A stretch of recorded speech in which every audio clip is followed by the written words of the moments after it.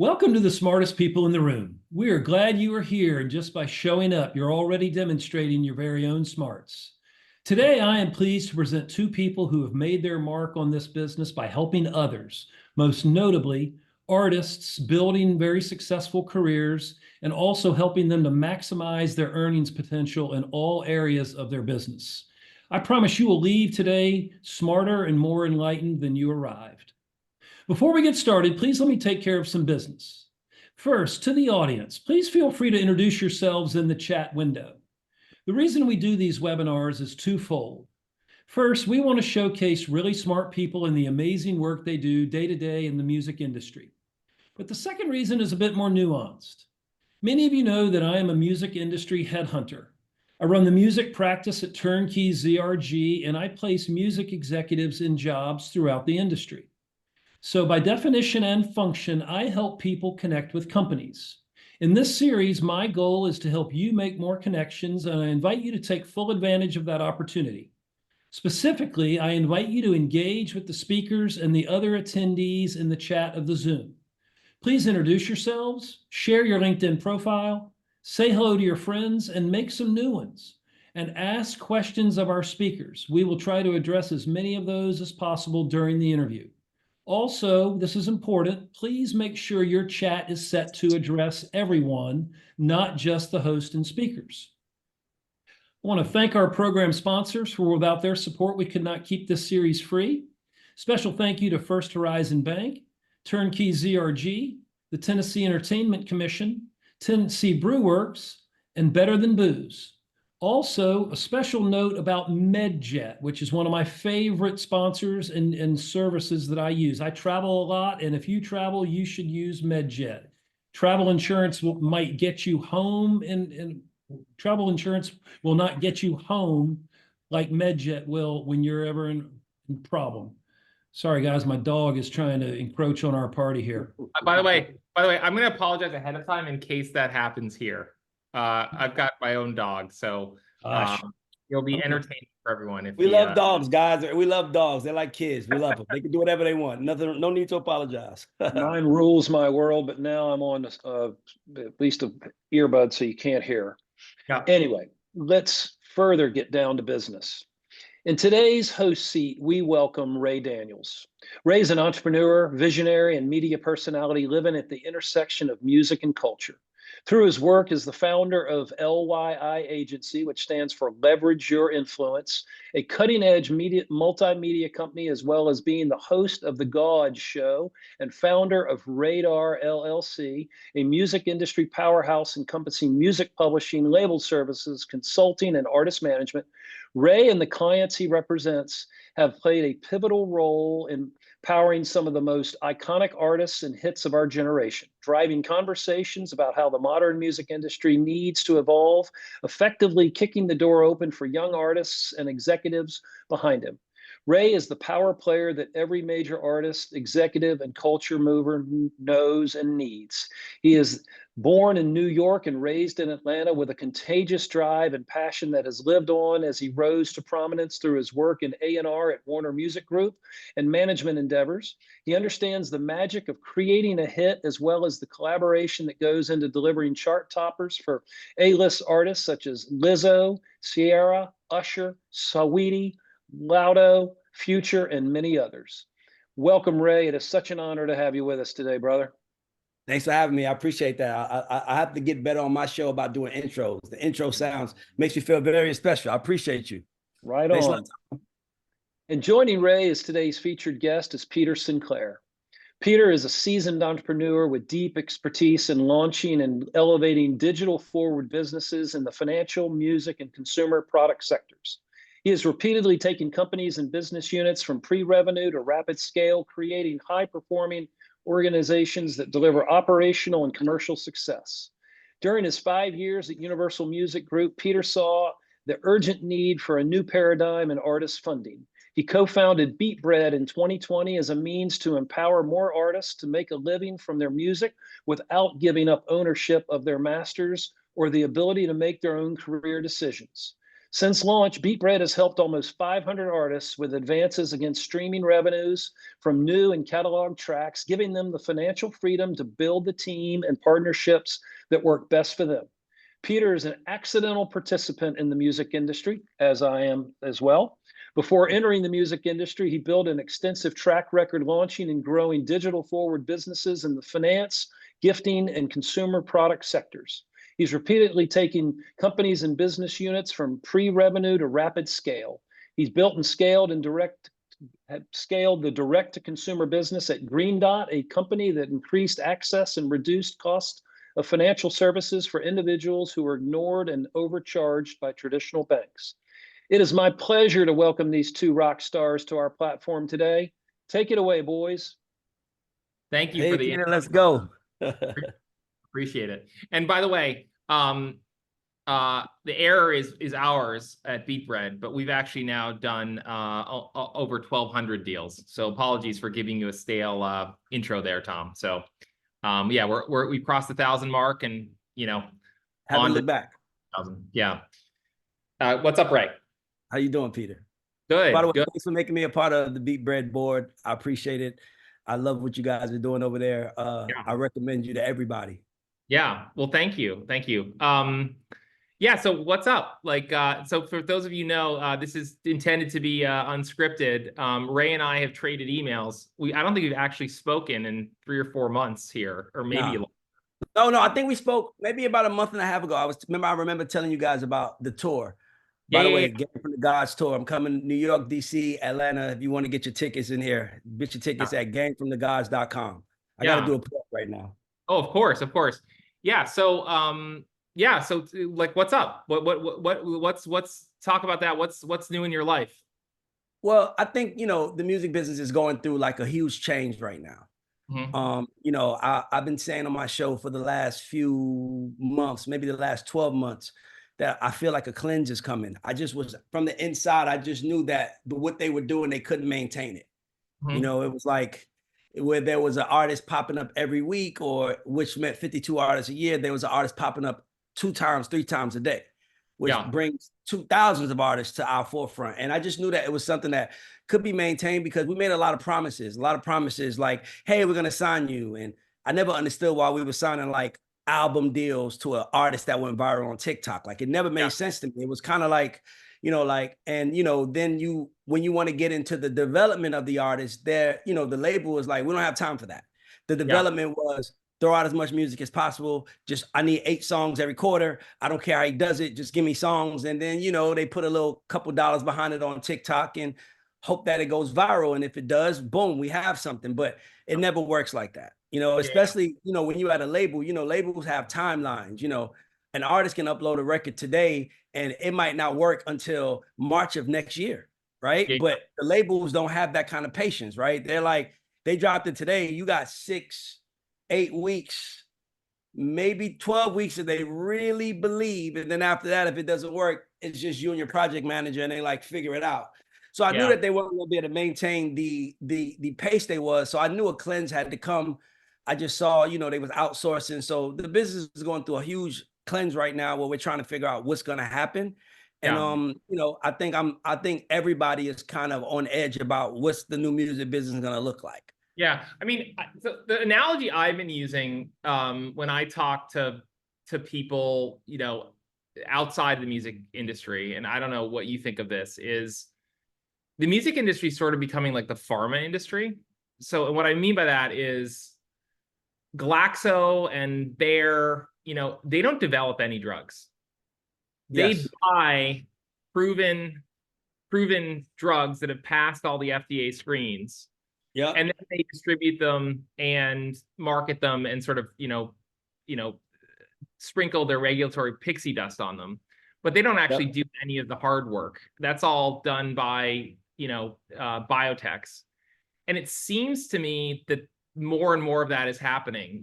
We at Beat Bread, we fund artists, who are looking, to develop. That's the number one use is we don't buy the songs, we help them grow. But, we see, labels aren't necessarily giving songs that or artists that have a lot of traction anytime. and then they're doing it themselves, and maybe they're signing, maybe they're not. But I don't know if you sort of see that continuing to happen or not. I want to make sure I understand what you're saying, what that is. Yeah. I just want to make sure I follow. Yeah. So what I'm saying is, like, labels are only getting behind an artist when, like, a lot of the development's already done. Yes, for sure. Right? Exactly. And they're still nominally in the frontline business. Sony's now saying that catalog acquisition is central to their strategy. I'm just wondering if it's going to get more and more overt that actual artist development, like, will the labels stop pretending to even develop music at all?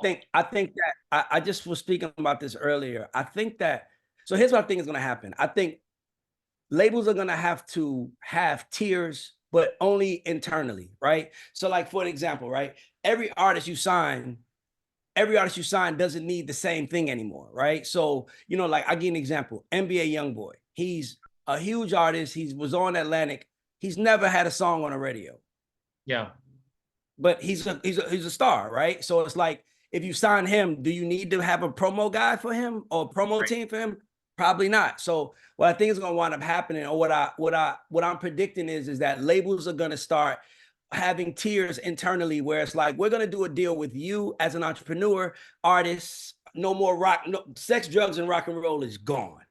Right. Let's get that out the way. It's no more sex, drugs, party, because everybody is their own small business. And I'm not saying there won't be any parties and any fun, but where you can just kind of come into a building, they press a couple buttons, it goes out. You're going to have to work every outlet the same, figuring out what it is. So I think that labels are going to start having tiers where they say, okay, we want to sign you, but we're going to only sign you for 18 months of licensing for your music. Whatever it puts out, we put it out, and we'll give you whatever you need. Because the game that labels are playing is market share. So they kind of need more. They need more to get edge over each other, right? The rules are already written for them. They already know what's coming in. It's just, we got to beat each other. So that's where all the competition comes from. So I just see, them signing acts. Okay, cool. Oh, Peter, we signed you. 18 months later, you're ready for promo. And then when they need promo, they'll hire a promo person. But what they're going to start doing is because everything works itself, they're just basically saying, let's send all the staff home. Let's keep in-house the people that the artists need, period. A&R, small part of it. Digital marketing, some marketing. You might not even need PR. Every artist doesn't need PR. You might not need promo. Every artist doesn't need promo. So then it becomes like, oh, you need promo? Then we'll hire people. So I've been telling people, we got to start. Everybody has to be an entrepreneur in today's world. Like that. So I think that's why Beat Bread is good in a real pole position, because if you got to learn it, then why not learn it under your own terms with your own money rather than learn it under their hierarchy? And if it works, you don't really get the benefit of anything anyway. Yeah. I mean, I'm just curious what you think, because, like, we admittedly don't do any of the magic, fairy dust stuff. When I say that, I don't mean that in a bad way. Like, it's for sure, I get it. We write a check and get out of the way and let the artist choose. But, like, if I look at like someone like Sabrina Carpenter. Yep. From where I sit, and I am not an expert on this, she probably absolutely is in no better place than in the major machine, right? That kind of fame and that kind of artist, that kind of approach needs the Saturday Night Live thing and needs the magazine covers and the gatekeepers. What I wonder is, other than that kind of artist, I agree with you. Labels are shedding staff, doing all that stuff, but, like, what other than that, the label's just a check. What's left? And I don't say that, and, like, I'm not. Well. I'm glad you brought that. I'm glad you brought that up. I'm glad you brought that up. Like, because I want to touch on that. The label they're not just a check. They're the check from the right people, right? It's like, Matt, it's like you. I mean, it's like you and Matt, you guys have Beat Bread. Yeah. You guys, I mean, of course, if Bill Gates wanted to give you $1 billion, you'll take that, right? Of course, sure. But $1 billion from Universal feels different now, because now their money, they can actually help you rather than someone who just has money. So all dollars are not created equal when we speak about labels being the bank. I just want to make that known, because the one advantage that labels have is that they have a staff that has to work together. Mm-hmm. Very important to acknowledge. By the way, what they charge for that, Peter, is not worth it. No. At all. Like the distribution fees, the partnerships, it's not worth it because of that. But what they give you more than just money. They give you money and infrastructure. Now, here's the thing. You might think that infrastructure is one thing when it's really another.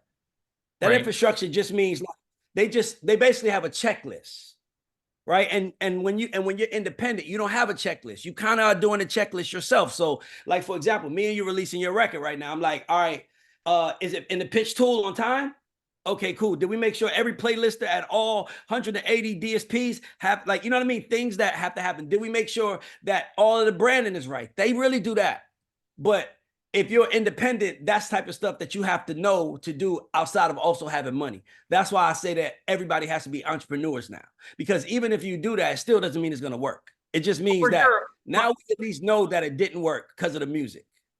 You know, my question though is, if, you know, there's some very senior executives who've left the majors in the last year, right? Every couple months, there's another wave. My question is, why can't those people provide that infrastructure and that guidance and pair up with a funding source, us or anyone else? Like, I'm not saying we're unique to that. Like, do you see? I didn't hear the last part. Partner with a funding source, very important. But no, but my point is, if let's say that there's us, and let's say there's, you know, a bunch of other people, and let's say there's even Wall Street, right? Yep. If Wall Street gets behind Michelle Jublier, former, you know, head of Capitol Records, now great executive, brilliant executive. What, like, does Universal or Warner have any advantage over her if she has a checkbook behind her? They have the biggest advantage they have over her is catalog. That's why if they can fail 5 years in a row. They can put out a different artist every week for 5 years in a row and fail, but they still make, like I said, the rules for them, how they make their money is already written. It's not like Beat Bread and I can make a lot of noise and get a piece of their pie. Their pie is already set for them. We don't affect their pie, right? Spotify wants us to affect their pie so they can probably negotiate better terms for themselves, but we don't affect their pie. They get 70% of the pot no matter what. So the only way, so they're making hundreds and hundreds of millions of dollars every quarter, whether they put out a successful record or not. That's the advantage that they have. No, my question is, if you're artist X and you developed on your own with your management team ahead of steam, and let's say you just cracked 1 million monthly listeners, and you're sitting at 10 in the morning with Michelle, and Michelle says, oh, by the way, you know, BlackRock and Apollo just gave me a $500 million fund. And then you go and speak with, you know, someone at Warner or Interscope in the afternoon. Is there any difference? No, there's no difference for you, but there's a difference for her. That's what I'm speaking about. For her, her wins, her losses add up more than their losses, because that's what I was speaking about. As far as what they can provide, it's the same exact thing. Well, that's why I think from the artist perspective, it's the same exact thing. I was only looking at it for like why big money doesn't, like BlackRock doesn't say, here's $1 billion, Michelle, go build a label, because they know that it's going to be money going out. So what they probably would tell them to do is take 500 million and buy catalogs.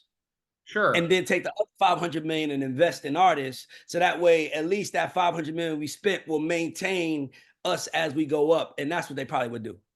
Yeah. Yeah. Okay. No, I mean, I think. Yes, but as far as the artist goes, if I had the money, there's no different than me and a major, because I know all of the major employees. I know who to call. I know who does what. And I also know the most important thing is that I have to loop them in as a team and make them work together, because that's the only way that it works. Yeah. I mean, for what it's worth, my view, and not, this is not going to be a plug fest for what we do. my view is just the industry as a whole is there's going to be more people like Michelle and more people putting money behind them. And what that is going to mean is more and more artist development will come from people like that who have financial backing, whether from us or someone else. We back not just artists. Yes, now that's totally different. And I mean, the head of Sony, I think, is saying the quiet part out loud on a number of things, but he said their go forward strategy is catalog.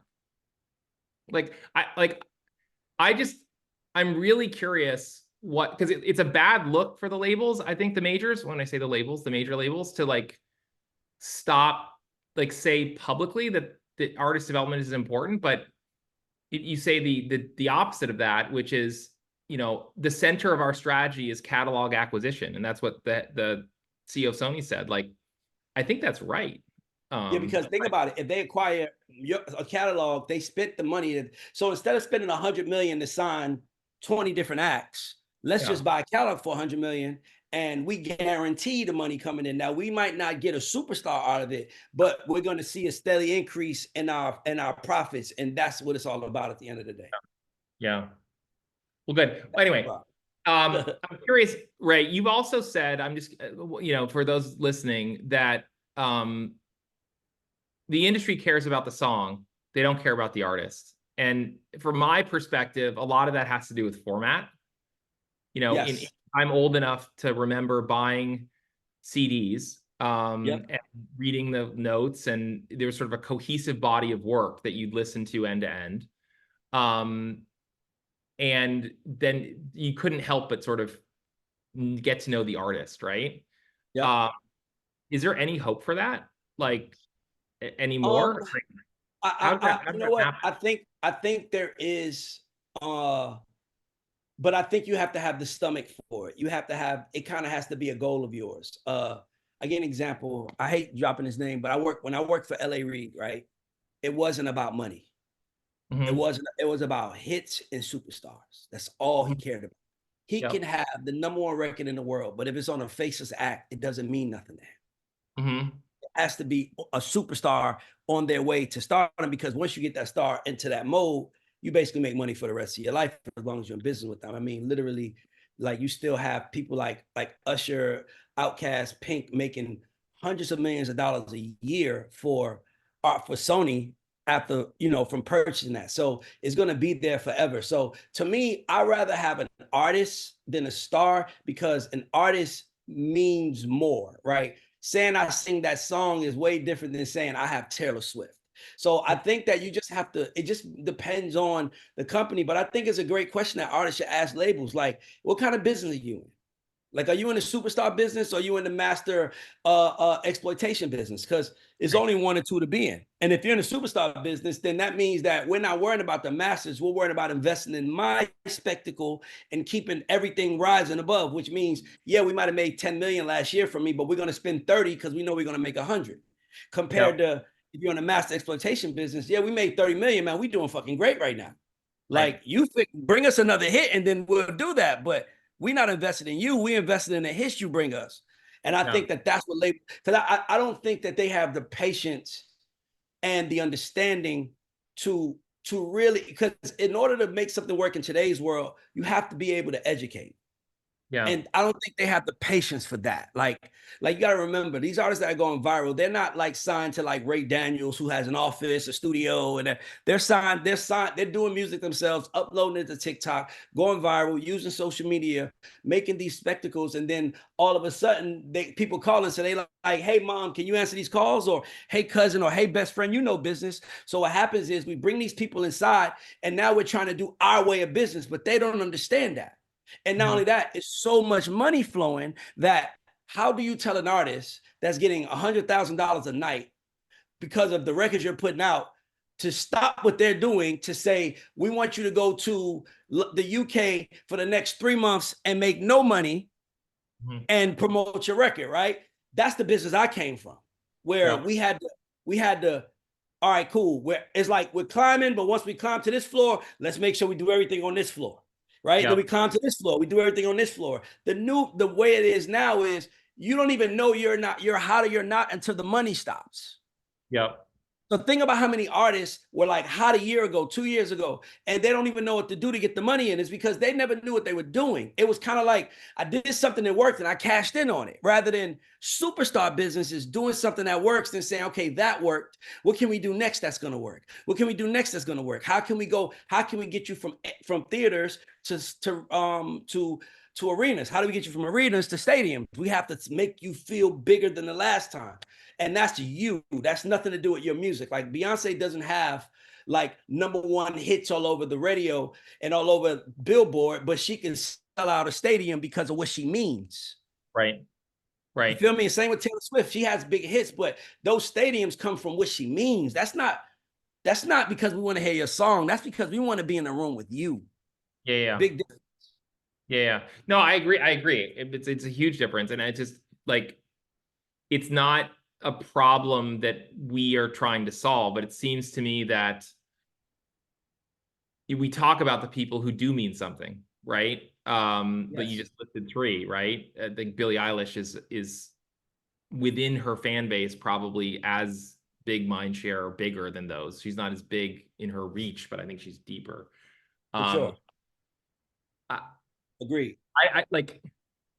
I just wonder if there's a format or a platform or like, because it's just really hard to do that, right? Well, it's Billie Eilish is also signed to a really smart music entrepreneur.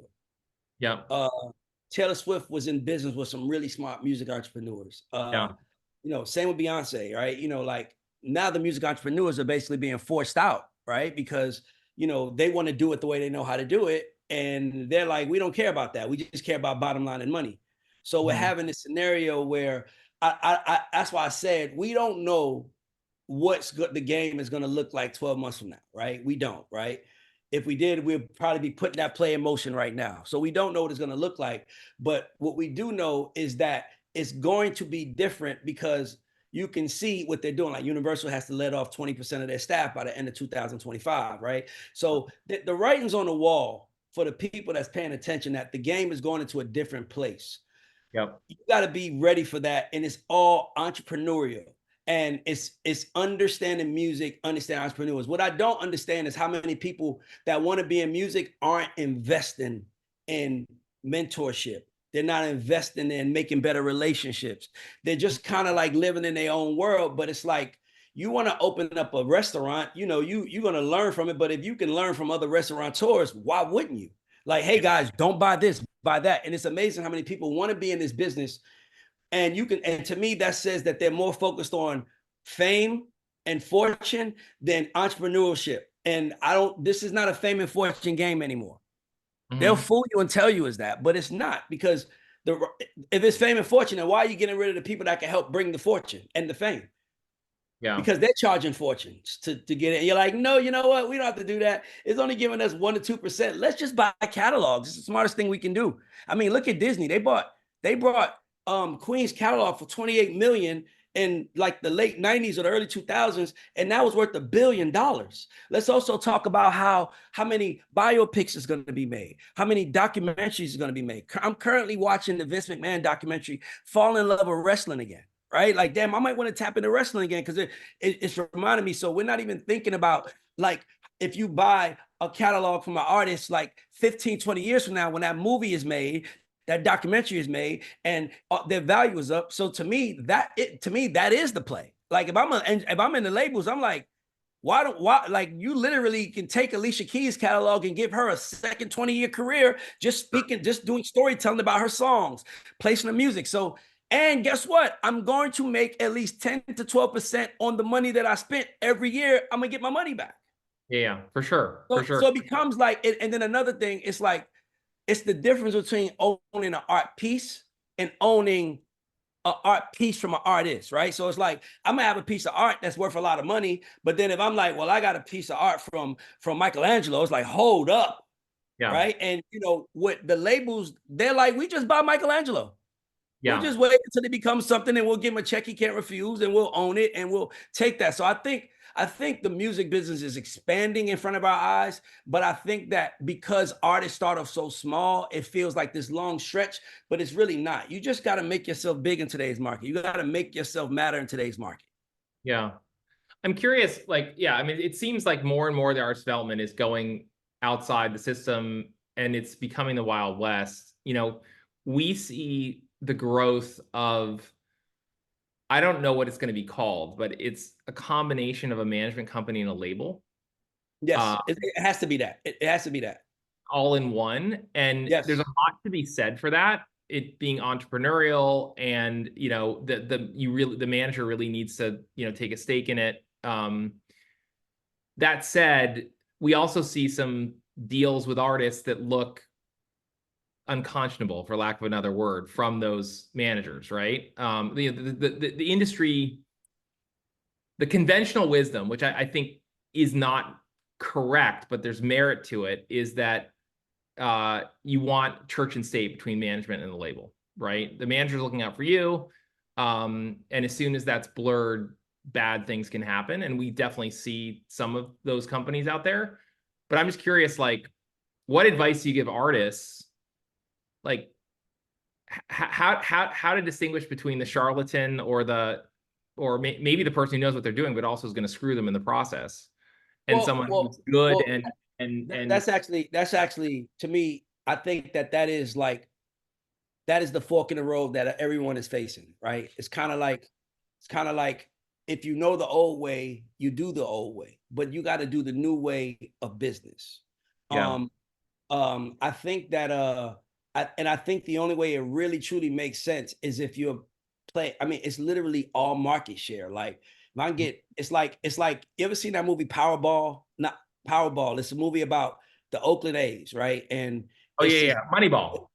I'm sorry, Moneyball. I'm sorry, Moneyball. So, Yeah. but remember what he said? He said, you're trying to find star players where you just need to find, like, who gets on base, who gets runs, right? Who can still, like, and so to me, that's what the music business is like right now. It's kind of like, all right, we want 250 runs. Yeah. Yes, exactly. Like, we need exactly that's how many runs we need to win a game. Let's just do that. These guys tend to do it. I think that that's where the business is right now, where it's like we want to be in the star business, but I mean, and let's be clear, the labels are not just the evil empire. These artists are messing up too, and the reason why they mess, it's not even no one's fault. It's just the way the economy is set up. I mean, you got artists like Sexy Red who hasn't dropped 2 successful albums, who's selling out arenas right now. That's just the nature of the machine we're in. You know, there was a point in time you had to get to a 3rd album to sell out an arena, right? But now it's like we're not even going to hear all the songs. We're also going to see her be her. It's almost like we're watching her in theater, but she's performing these songs. And what's really happening is making it very hard to build artists, because artists are going for the money. So here's what I think the labels need to do. Yeah. If I'm a label, you have to have A&R. A&R develops the artists, but you have marketing, they develop the artists, but you also need to have a management division, but they don't manage the artists. They manage the managers. Interesting. Right? Because the thing is that that's another thing. Then you have companies like, no disrespect, but companies like, Live Nation, Urban Azov Company, where they're basically just waiting until you get to Rock Nation. They're waiting until you get to a certain place, and they just taking the management. Like, we're going to take 5%, and we're going to give you all the big opportunities because you got to the staple. So it's kind of like everybody's trying to figure out how to maintain in their position for the longest they can. So what I say is manage the managers, right? And what I mean by that is like just a designated person to say, this is how it goes, just to give them information constantly. Hey, Peter, so I know you manage artist Sabrina Carpenter, so I know you have a chance to go on tour, but what do you guys want to do, right? So now Peter, who doesn't really know, he feels safer now. He doesn't need a Live Nation or a partner. He has the label as his partner, and they're not managing him. I mean, they're not managing the act. They're kind of managing him and his role within the act. So it's almost like instead of buying a $400,000 car and saying, here's the keys, you bought a $400,000 car and you say, here's the keys, but here's some insurance in case something goes wrong. Yeah. And to me, that's what I think. It's all about investing. Like, the problem is these artists are making money, but they don't have good management. That's really the problem with the music business. Yeah. Great management helps you understand where you are in your movie. Like, your looks. Of course, we could sell out arenas today. But why Right. would we do that today when we could do that a year from now and go sell out this?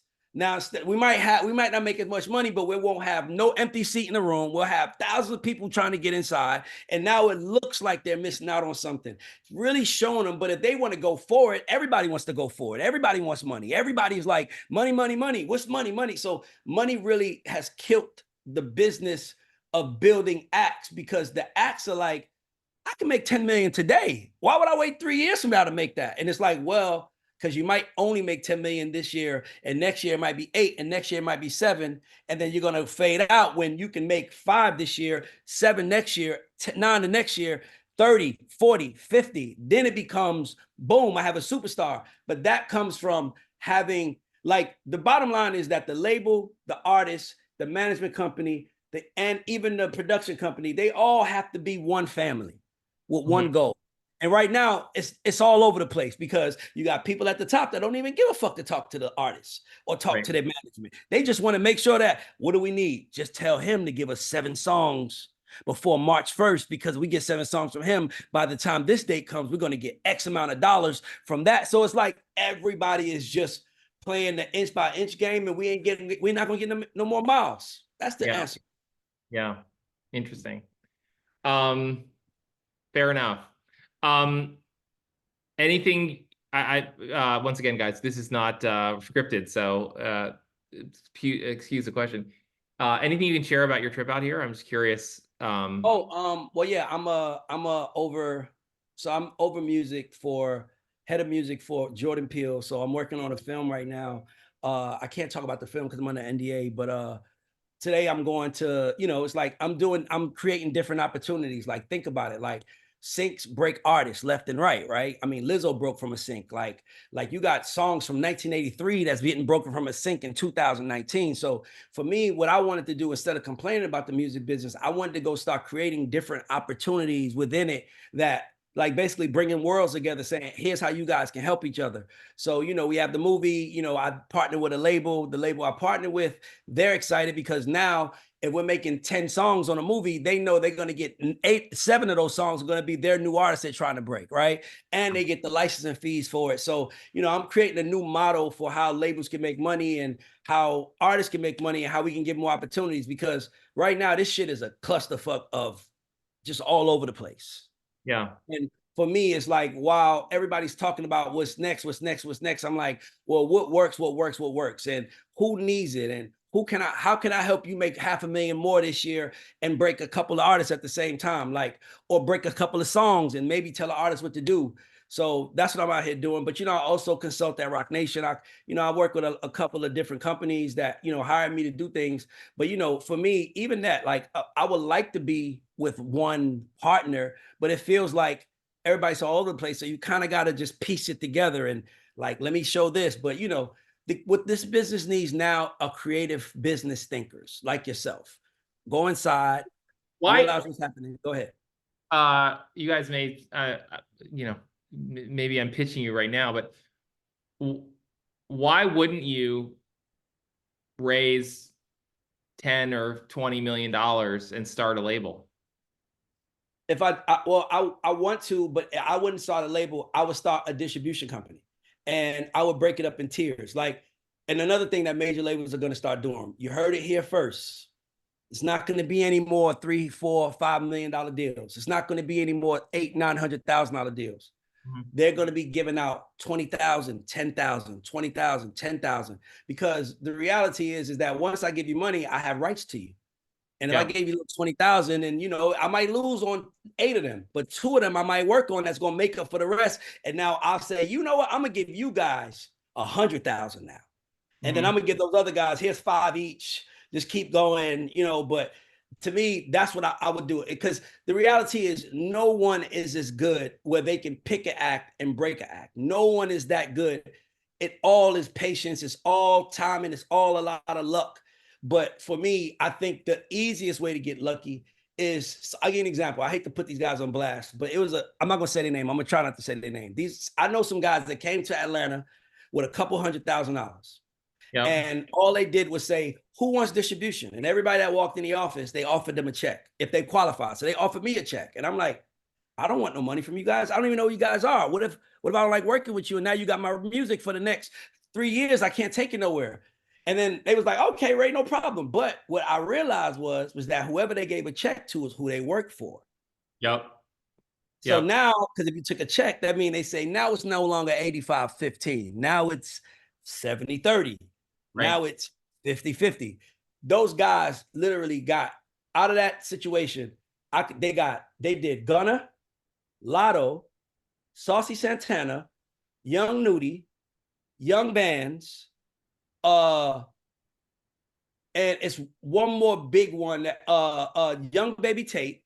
Mind you, these are all artists who are making money, who are all touring, and they all started off with $20,000 to $50,000. Mm-hmm. See, that's the thing. You gotta set the stage if you're gonna have money, where you can't just say, "Here's $1 million." Fuck that. Here's 20,000. Let me see what you do with that. Right? Oh, you did good. Here's 50,000. Now here come the labels calling. Now they got to call us. Right. Right. And that's what they wound up doing. And then I think RCA wound up buying them. And that's why RCA has Lotto, Saucy Santana, Young Nudie, a lot of those guys on their label. They just bought them and their rights and gave the artists bigger checks. And that's what it is. So no one is good. Like, that's how Empire worked. Empire set up in Atlanta. Ghazi set up in San Francisco. Here's a distribution. Hey, you need a couple of dollars. Here, a couple of dollars. Now the terms change. So for me, I would rather, and I like that model better, because if I do that model, I have better relationships with everyone, because no one can say I didn't give them a chance. Right? No one has ever dissed Empire. Only time I hear people talk bad about Empire now is when they say, man, Ghazi's so big, he don't really have time for the small people no more, which that's a compliment to Ghazi for me. Right. So I think that I wanted to do it, but it's hard to know where to go to raise those money from. But maybe you can help me, Peter. Like, since you put me on the spot. After this is over, I'm gonna pitch you on exactly that. But my point is, the game is. Go. I'm sorry. My point is, just back to the original conversation. I think not everyone is like you, right? But there are people who know how to develop and break an artist, and we are increasingly investing in people like you. And can I tell you one more thing that's a big problem? Like, to me, like that's once again, I'm not. Sounds like a shameless shill. It sort of is, but at the same time, I think that's where the industry is headed. Right? Is folks like you doing exactly that, and then if that's where all the artist development happens, maybe you could sell to the major label if it turns out that the artist is worth developing biopics and all these other things. But if they're not, I don't know why you actually even need to sell to the major at all. Right. Well, you don't, but you do when you don't have, like, the only thing the labels have is they have taste. That's it. Like, and they're getting rid of the taste people. So it's definitely a hard time, but it's only a hard time if you don't have the patience to know what you're doing. And let me tell you something. The main reason why the major labels can't do that is because they're in New York and LA. And $20,000 is not a lot of money in New York and LA. Mm-hmm. It is a lot of money in Nashville. Mm-hmm. It is a lot of money in Atlanta. Yeah. And that's another thing about, like, the distributors, right? Like, Ghazi set up in San Francisco and Atlanta. You can't set up in New York and LA and expect, and I'm just being honest, because in LA, $20,000 is gonna get you through a month and a half. In Atlanta, you can get through a year with 20 grand if you do it right, if you make it jug right. So I think a lot of it is about where it's set up, right? Like look at United Masters. They have an office in Atlanta. So, like, most of these companies are setting up offices in Atlanta because it's like, you got to get to the talent first, but you also don't really need them to LA and New York really to get nothing. It's like, why would I bring you to LA and New York? So now you could be like, I want $1 million, when I could just have my friend pull up to your house and say, here's 30K. Now you're like, damn, this is great. Right. So I think it's also that. Right. And then you need the guy in Istanbul and the guy in, Lagos. Exactly. Right. Exactly. Yeah. By the way, I'm looking at questions from the groups. From the fans, from the listeners, or watchers, whatever we call you guys out there, who gave you your first break in the music business? A guy named D. Angeletti. Literally, he said, if you get the artist's music right, I'll get him a deal. Man, I just was telling this story to a couple people in my community. I was like, I came back and told everybody who would listen I had a deal on the table. And I'm like, I got a deal on the table. Why don't you just give me a record? And I wound up getting records from like Lil Jon, DJ Toom, all of the hot guys in that time. And it's because, and I wound up getting artists a deal. So, nobody can, once you say something and it happens, you kind of are in the game at that moment. Then you have trust now. So yeah, shout out to D-Dot. Cool. D-Dot Angeletti. He's also considered the mad rap. He's also known as the mad rapper. If anybody's been like a fan of the Biggie albums back in the day, the Bad Boy albums from the late 90s, early 2000s, he was the mad rapper. So he was also in that field. So I was around a lot of that, but he gave me my opportunity, man. So, definitely shout out to him for that. That's great. Cool. I'm curious, what's the, another question here, what's the most unexpected thing that's happened to you in the music industry? Man, somebody just asked me. Me and Nick Cannon and I just talked about this last night. The music industry, I've always thought it was about winning. And when I was at my last job, I was the number one guy. But I wrote a letter about what it's like to be a African-American in the music business. And those guys didn't like that. They didn't tell me they didn't like that. They actually told me they liked it. And then when it was time to re-up my contract, they cut my throat the last 3 days before it comes up. And, it was probably it's kind of turned me into the person I am today because I was the guy. I did everything right. And all I did was speak about injustices, which I thought this country welcomed. But, I was kind of the Colin Kaepernick of label executives. And by the way, since I left that label, they haven't had bigger records than the ones that I made on certain artists. So, you would think that you would think that people appreciate the value of what you bring, but they kind of rather you bring value and no controversy. And to me, we in a controversial business, right? And everybody's talking to everybody. So I'm like, the more transparency we have about how we work with each other, how we interact with each other, I think it just makes us all better. But I guess they didn't see it that way. So broke my heart, man. And that's why I started the podcast, because like I'm too good at my job to ask somebody for a job, man. I just couldn't believe that, I'm too good to come to somebody and say, hey man, look at me. I'm like literally since I left that major company, my company Radar has produced more top 10 hits than they have. Right. And that's a major label, right? Just my writers and producers. So, at some point in time, man, you got to just bet on yourself. And I believed in myself so much that I didn't need to put a major label next to my name for people to hear what I had to say. I know what I'm speaking is facts, because when every company I ever went with, I put numbers up on the board immediately. So it's just, I'm just a little unorthodox with my approach. I'm always looking at it, the whole picture, and trying to figure out systems to make it work better. And that's what it was. But yeah, it hurt me, man. But, I'm here now. I have the God Show. It's doing really good. And, I'm enjoying what it's like to be free.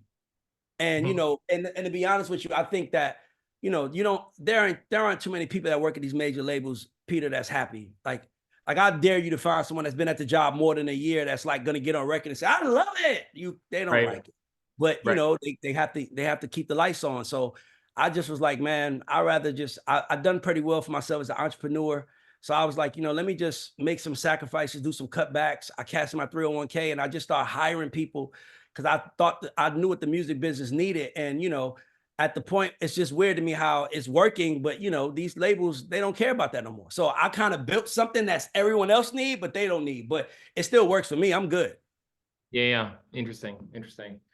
Well, that's good. Yeah. I mean, I think it's hard, not to defend what you went through, but I think it's hard.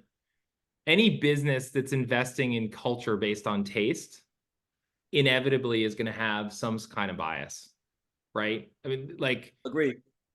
And so not to justify it, but it seems inevitable. And by the way, I think that I was just the first guy that had to go through it. But a lot of you wouldn't believe how many people in the music industry look at me as the blueprint now. Like man, like my lawyer will tell me, like, people like, man, I want to be like Ray Daniels. He's making money doing what we do. Like all I'm doing right now, what we're doing right now is what I would be doing in the corporate office. Yeah. When I do my podcast, that's all I do. I'm just having conversations on like, how do we break an artist? How do we get this going? What do we have to do? And that's all I do. And it works for me. So that's all I'm doing on the pod, and it's registering. So, and if you look at the business, the one thing about the music business, I don't understand is why they aren't taking advantage of media. I don't understand that, right? Look at like the presidency It's all about media. Everything is media, media. And the music business is literally the biggest media, mass media industry in the world. And we don't take advantage of media. And to me, I started doing that. And I feel like the only way that it's going to actually work long term for a lot of these artists is if they understand how to leverage their influence. That's why my company is called LYI. Yeah. Let me show you how to leverage your influence. I'm gonna actually show you by doing it myself. All I talk about is music, and I've created a 6-figure business around that. Right. And that's all I'm talking about is music. So it's like, it's all media. Just use it to your advantage. And if you don't want to talk, then you got AI tools that can help you. There's so many, you could be a faceless YouTube page of information. You just got to create your niche that you're successful in and build around that. It's not hard. Yeah. No, I think that's right. I think that's right. Yeah. I mean, I see a lot of people asking about beat bread and how it works. yeah. I'm Okay. gonna go get a napkin because I'm sweating, and I'm gonna come back, and I'll be back in 2 seconds. You can just, I see people asking about beat bread, and I feel like I know some people from my community is in, and I want them to understand what it is because we talk about it, but I want them to hear from you. Absolutely. I'm gonna get a napkin. 1 second. Yeah, sure. So Beat Bread, we fund artists and independent labels and entrepreneurs like Ray. And we don't do it based on taste. I made that comment about, bias. There's a downside to what we do, and that everything we do is based on numbers. What is an artist or a label's revenues, historical streams? We look at how passionate their fans are, what their growth is. And we have a computer program that tells you what a different deal of 1, 2, 3, 5 years would look like, with or without new music. And it's all based on an algorithm. And what it means is we can fund things that are off center, and we give a lot of freedom to the artist or to someone like Ray to do what he does. And there's an infinite amount of money within the bounds of what our algorithm says each new project is worth. So in some ways, it's very rigid because it's numeric. In other ways, it's incredibly freeing because I'm never going to tell you, I don't like that song, or I'm never going to tell Ray how to market a project, or an equivalent of someone like Ray. And so while Ray comes back, we've done over 1,200 deals. We fund independent artists and independent labels. Our smallest deals are only $1,000. Our biggest deals are, at this point, we've got a deal for more than $6 million. We've raised hundreds of millions of dollars from various, Wall Street firms. And, our view is betting on artists who want to bet on themselves, and betting on independent labels who are the development of new music, and letting them do what they do is where the industry is headed. I landed on Beat Bread, for those of you out there, because I worked inside of a major label sort of by accident. Most of my career is outside the music industry, but I saw just how dynamic so many management companies were, and they could do them for themselves what a lot of labels could do, and all they needed was money. And that sort of was the impetus of creating what we do. So thanks for letting me do a quick infomercial there. Someone asked my contact. So I'm on LinkedIn. I think we can put it out there. And if you want to check out Beat Bread, you can go to beatbread.com, put in an artist name, or if you're a label, you can put in the contact information, and the team will get back to you.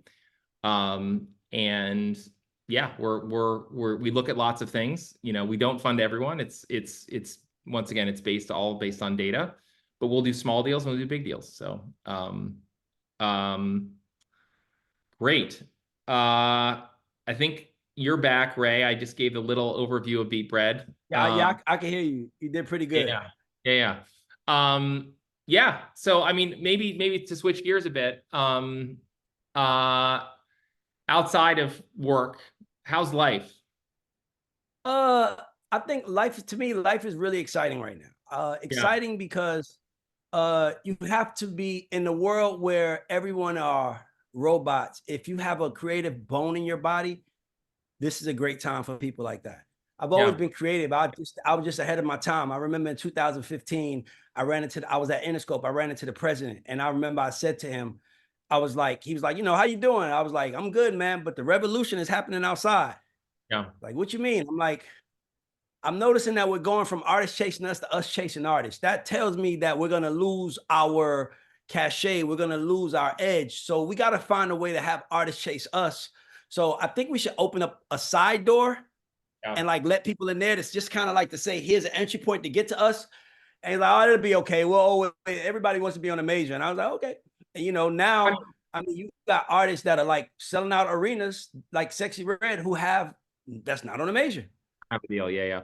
And then if they do a deal later in stage, it's a major deal in name only, right? They're putting up on a wall, and all they're doing is the pipes and really not doing anything at all. But it's interesting. When I was at a major, someone described to me streaming is like a hurricane, has been a hurricane, right? So first you had, all the Napster stuff, and the industry lost its shit and lost half of its revenue. And then streaming came on, and then all of a sudden everyone was making more money than ever. And it's like a hurricane. The storm hits, and then the eye goes over you, and the sun is out, and it's wonderful. But guess what? Once it goes, the second wave is coming, and I think that's exactly what the majors are seeing. Yeah, you're gonna have to know something. You're gonna have to be creative. There are going to be more beat bread deals being made. There are going to be more deals being made with companies that are unorthodox, like you guys, like myself. Like I don't even do, like, I wouldn't even do regular deals. Like I would just do master deals, exploitation. To me, like mass exploitation with the idea of eat what you kill on the other side of it. Like, to me, I just think it has to be more transparent, more fair. And, eventually you don't want to be the bad monster. And I think the labels, they didn't care about the PR of their name. And right. I think that they didn't know, because it was never an alternative, right? It was never alternative. But now you have, Two Lost, you have Big Bread, you have Rock Nation just started distribution. Like, you have these entry ways to get to people like us now. And artists are just figuring out a smarter way to do it. I mean, and let's not even get on this distribution fee stuff that the labels is doing. Like, I can't believe that that's not even, like, it's almost like the greatest secret in the music business that no one is speaking about. Like, the Say distribution. more about that.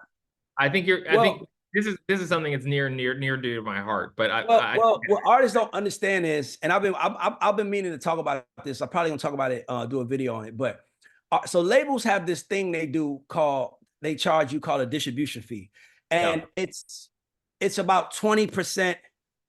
They might, on a good day, get you down to 17. They might, if they get to 17. But what it basically is their way of taking 20% off the top. And it used to be valid because they had to distribute your music. They had to, put it in stores. They had to press it up. They had to make, but now all they're doing is uploading it, and they're still maintaining the distribution fees. And it's like, and by the way, they won't bend. So I remember I was talking to a friend of mine, and he was like, man, distribution fees get you. And literally, when he sold his company for close to 400 million, and he said, I know it feels like nothing, but that 20% distribution was an extra 60, 70 million that I would have got if I didn't give that to them. And they didn't, all they did was upload my music. So it's one of those things where it's like they take 20% off the top, and then it becomes 100% whole. So then it's like, now we talk about the 100%, but that's after we take our 20, and now it is not even justified. But bro, if you push back on it, it's like war to them. We're not moving the distribution. We're not changing it. It's like, bro, you guys don't even distribute anymore. We don't care. That's the mandate. We're not. But I thought all artists found out about it, it might. And the reason why I don't make a big deal out of it, because I think if artists find out about it and it becomes like a big conversation, they're just gonna use that as a reason to fire more people. Like, we lose the distribution fee, we got to let more people go now. So I just kind of not think. Well, what I thought you were gonna say is the majors, but also the independent distribution sector. Services matter. People who do what you do matter. Playlist promotion matters. Don't get me wrong. But there are a lot of companies out there that are charging 20 or 30%. And either they never do that stuff, or they do it for 6 months, and then they set that on autopilot, And there are a lot of artists that we see and labels that are out there, and they're effectively selling 20 or 30% of their master for 10 years or sometimes in perpetuity for nothing. That's what I'm saying. Like, and it's a distribution fee. It's worse than the historical major label deal, because a lot of them aren't even trying to offer services. Yeah. And once again, not saying that a 30% distribution fee is always bad. Sometimes it's fantastic. But if it's not connected to services that actually deliver, and there's no mechanism in the contract to hold people accountable, to me, this is like the biggest robbery going on in the business right now. For what it's the number one. It's unnecessary. It's unneeded, and it's how they keep taking advantage. And I'm telling you, if it becomes a point of conversation, if Taylor Swift, Drake and all those guys start saying this distribution fee, I'm telling you, these labels they might change offices. The distribution fee might be just to pay for the overhead for everybody. Like, once they get rid of that, and it's going to come soon. Once they get rid of that, oh my God, it's even worse for us. Yeah. It's like Lion King when Mufasa was dead and Scar was running it. It's like that's what it's going to be like. Right. Interesting. Yeah. Well, good. I'm looking at the questions. License, digital. Someone asked me. Tom said, why'd you say you started a distribution company instead of a label? Yeah. Well, it's not a distribution company over a label. It's a distribution company that also has label services. And the reason why is because if I have a label, then I have to curate everyone I sign, right? Mm-hmm. If I start a distribution company, then I'll have access to more data. So now I can tell what's doing wrong. And by the way, my whole career, this is who I've been. I'm the guy that the labels call when they can't figure out what to do with an artist. Right. Ray, we got this girl, like I told you, we got this young lady we signed named Lizzo. We think she's a star. We want your guys to work with her. Cool. We sit in the room with her. We help her figure out what's missing, what's right, what's wrong. You have a star. Like, that's what labels do. Like Becky G, we've been trying to get a single out on her forever. Then we get in the room with her, and then she does Shower and she has a hit. So I'm always the guy that was brought in to figure stuff out. So that's naturally who I am when I see artists. So imagine if you're on a distribution company with someone like myself at the helm that's like, hey, man, like, I'll give you an example. I just was talking about this earlier on a live. It's this guy I follow. His name is Just the Juice. I'm going to use him as an example. And he makes amazing content, Peter. Like, here's what his content is. It's him standing in front of a basketball rim, facing the camera. The rim is behind him. And he throws the ball into the rim. And then he starts rapping. And when the ball misses, which most of the time it misses, the director yells, cut. So he's like, boom, lyrically speaking, boom, boom, boom. And then like, cut. And I'm like, bro, that's brilliant content. But imagine if you was making great content and you had great music. And I hit him and said that. Then he literally hits me and said, man, can we work together? I want to work with you. Like, because I know I need to get better at music. So to me, it's this place where you need someone that can say, hey, Peter, you're making great music. You just need better content. Here's some ideas that's working.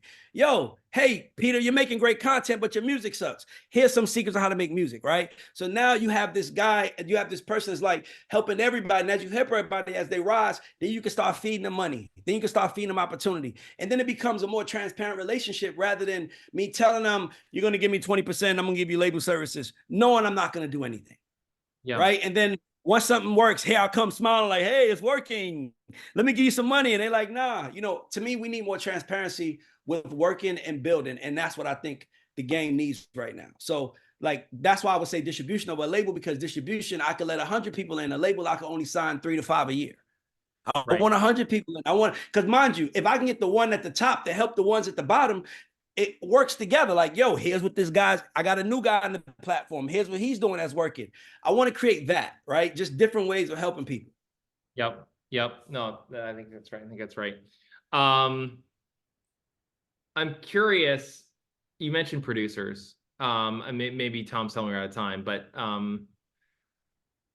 is that the last thing that the labels have potentially locked up, or is that done in your? They don't listen. The labels only have our hearts and the memories of our hearts that people still feel like that's where you want to be. Mm-hmm. It's like you want to make it to the NBA now, but you got players on the new NIL rules that's making millions of dollars a year, like ain't even in NBA yet. So now they might want to stay in college, right? So the labels have control over nothing. And the reason why is because they don't care. And that's the part that bothers me the most. Like, in order to win in anything, you have to care about what you're doing, right? Mm-hmm. And don't get me wrong, you're not going to always be right, but you have to at least care. And to me, they don't care. And that's the problem that I'm having. That's why I tell artists not to sign, because if an artist doesn't work today, they're not in the room like, what can we do to help them?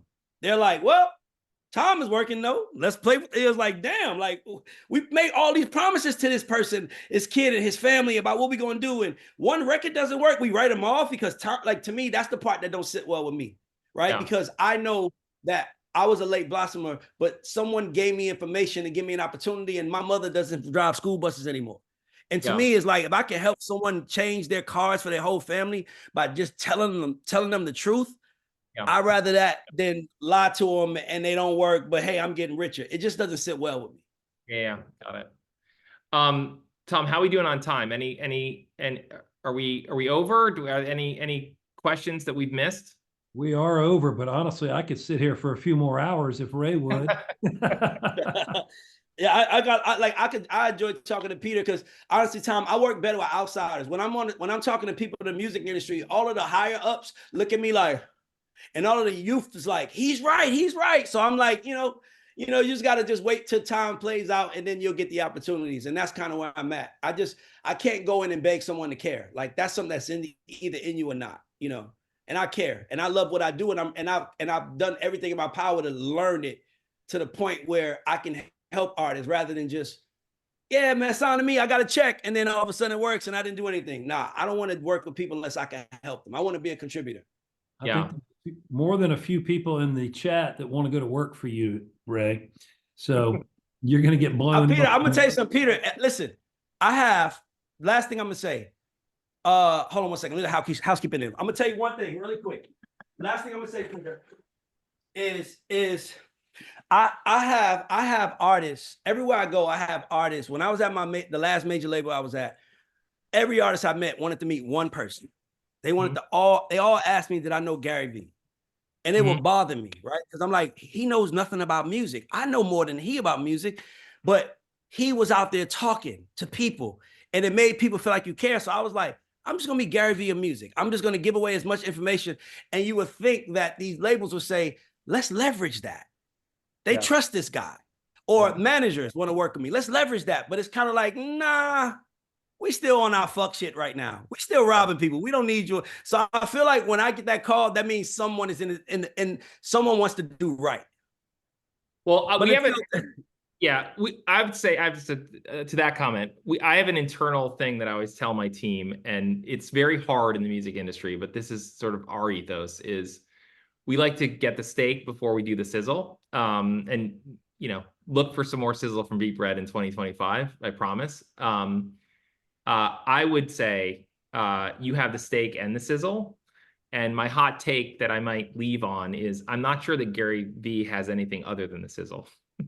Yeah, and my thing is, but Gary Vee has the restaurant, so I need the restaurant. I got the steak and the sizzle. I just need the place where they can come get it from. So that's what it is. I appreciate you, man. I really enjoyed this conversation. Yeah, well, good. And Tom, thank you so much. And Ray, I will hit you up. Let's connect on some of those other ideas. Perfect.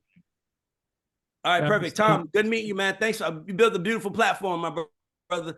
I love that. Today, I was actually one of the smartest people in the room. I appreciate that. I can tell my mom that. Thank you to both of you. All right, brother. All right, have a good one. On behalf of the industry, thanks for what you're doing. As I said in the introduction, you guys are doing some really great things to help build up artists, their careers, and help them make more money and keep more of that money. So good on you. Keep doing it.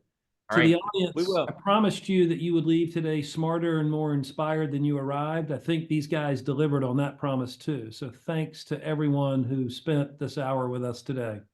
Yeah, thank you. Be nice to each other, and we'll see you soon. All right.